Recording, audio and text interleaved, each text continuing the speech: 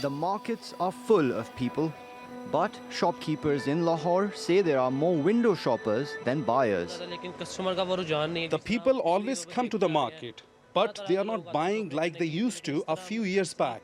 Pakistan's currency has plunged against the US dollar in recent weeks, and that's sent prices spiraling. At 9.5%, inflation is at a 5-year high, making daily purchases a challenge for many.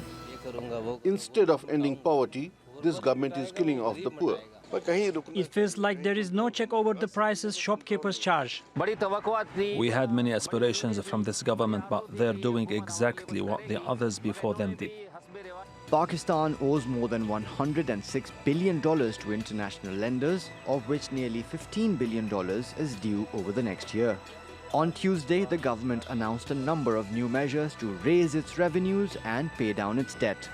It's raising taxes on food, cement, steel and real estate, and increasing electricity and natural gas tariffs.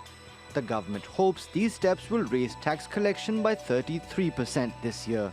But higher taxes and lower social spending could slow down the economy. GDP growth has already fallen to 3.2% compared to the targeted 6.2% this year, and the government's austerity drive could steer Pakistan's economy into a recession. Mobin Nasir, TRT World. And Mobin joins me here in the studio now. Hi Mobin. As we know, Imran Khan was swept to power last year promising an agenda of reforming the economy. Does this full-year budget reflect that agenda? Unfortunately, no. And perhaps to the government's defense, it doesn't really have much space to do so. Look, right now, as you've seen, the real focus is on revenue generation. The government swept to power on promises of wiping out corruption. We've seen there have been some high-profile arrests, but there's been no recovery so far.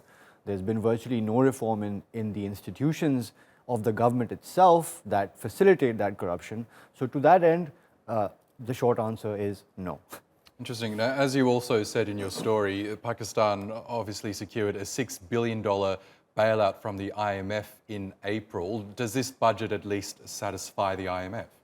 I think Pakistan has very little choice in the matter as far as satisfying the IMF goes. We've discussed before how this program is different from previous programs in the sense that Pakistan has had to fulfill promises upfront before it receives money. We've seen the central bank stopping interventions in the currency market. The Pakistani rupee has fallen significantly.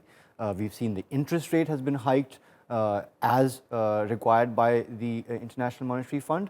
And really, the crux of the matter here in the budget, as far as the IMF is concerned, is that even if the government is not able to raise the very ambitious tax target that it set itself, it will just have to compensate by not spending on things that otherwise would have gotten funding. We're talking about things like infrastructure, social spending.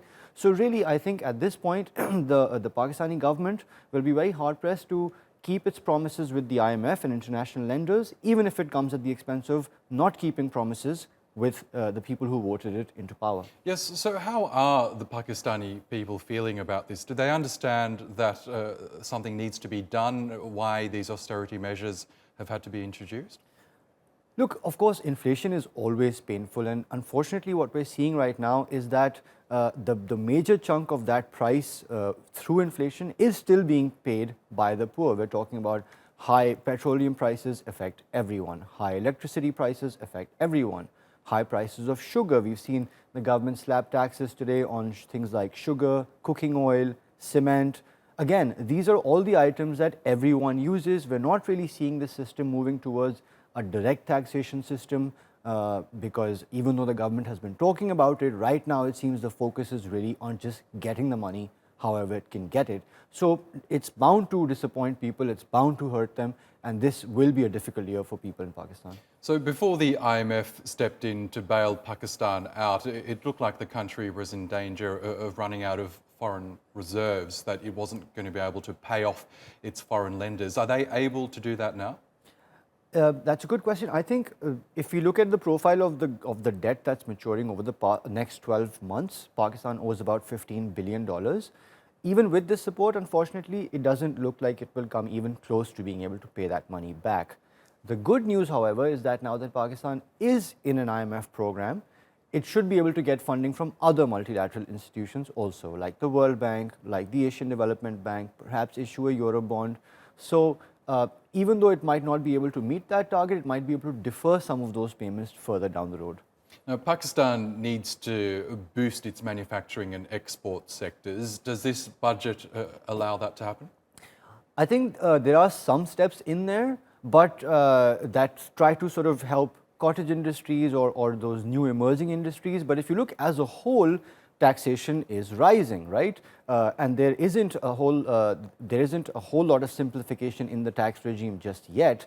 We're hearing the tax authorities talking about how they're reforming the system, but right now they're talking more about the stick and less about the carrot. They're talking about having lists of people, telling people to sign up for the amnesty scheme and declare their assets because the government already knows what they are. But if we look at the history, we haven't ever had a very successful amnesty scheme where lots of money is magically brought into the formal economy and people stop evading taxes. So it's a hard sell at this point. And what about Pakistan's planned longer-term reforms? Are there still room for those? I think given the situation that they are in right now, this government can pretty much forget about any major reforms for at least the next couple of years. And I say that not just keeping the fiscal situation in mind, but also the political situation, Oscar. You know that there have been a lot of high-profile arrests in the country recently.